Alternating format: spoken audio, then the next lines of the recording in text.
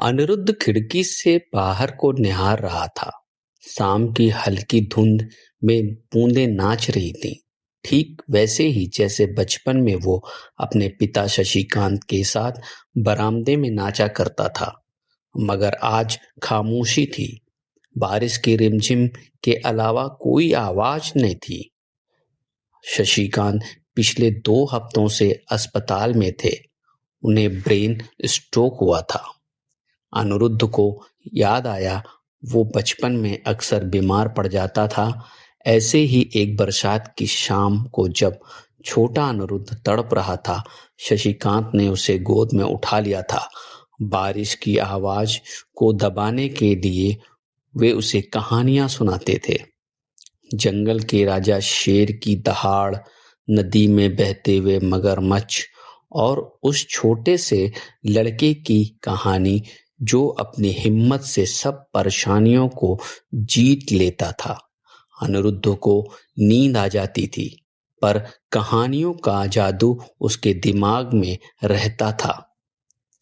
अब वो बड़ा हो गया था, पर पिता और बेटे के बीच की खामोशी किसी बीमारी से कम परेशान करने वाली नहीं थी। अनिरुद्ध पढ़ाई में अच्छा था। उसने अच्छी नौकरी हासिल की, मगर शशिकांत को कभी गर्व से यह सब बताने का मौका नहीं मिला। उनकी बातचीत सिर्फ जरूरी चीजों तक ही सीमित रहती थी। अस्पताल में शशिकांत ज्यादातर बेहोश ही रहते थे। डॉक्टरों ने उम्मीद कम जताई थी। अनिरुद्ध हर रोज अस्पताल जाता, उनके हाथों को थामता और बचपन की कहानियां सुनाता। एक रात अनिरुद्ध अस्पताल में ही सो गया। सुबह उठने पर उसने देखा शशिकांत की आंखें खुली थीं। कमजोर आवाज में उन्होंने पूछा, कौन? अनिरुद्ध का गला भर आया, मैं हूं पापा, अनिरुद्ध। शशिकांत की आंखों में एक चमक आई। कहानी सुनाओ। उनकी आवाज कांप रही थी। अनिरुद्ध को समझते देर नहीं लगी। वो मुस्कुराया और कहने लगा, जंगल में एक शेर रहता था। वो उसी रात सुनाई गई कहानी फिर से सुनाने लगा।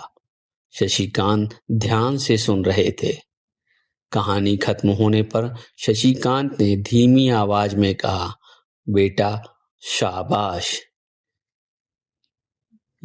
ये सिर्फ 2 शब्द थे, मगर अनिरुद्ध के लिए किसी पुरस्कार से कम नहीं थे। शायद पहली बार उन्होंने अपने पिता के मुंह से अपने लिए प्रशंसा सुनी थी। अगले कुछ दिन अनिरुद्ध अस्पताल में ही रहा। वो शशिकांत को कहानियां सुनाता, बचपन की यादें ताजा करता।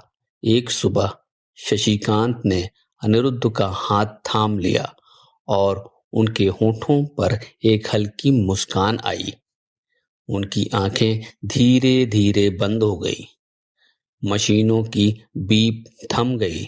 शशिकांत चले गए थे। अस्पताल से निकलते हुए अनिरुद्ध को बारिश हो रही थी, पर इस पर वो उदास नहीं थे। शायद उनके पिता उन्हें आखिरी कहानी सुनाकर चले गए थे। एक ऐसी कहानी जिसका अंत खामोशी के बावजूद सुखद था।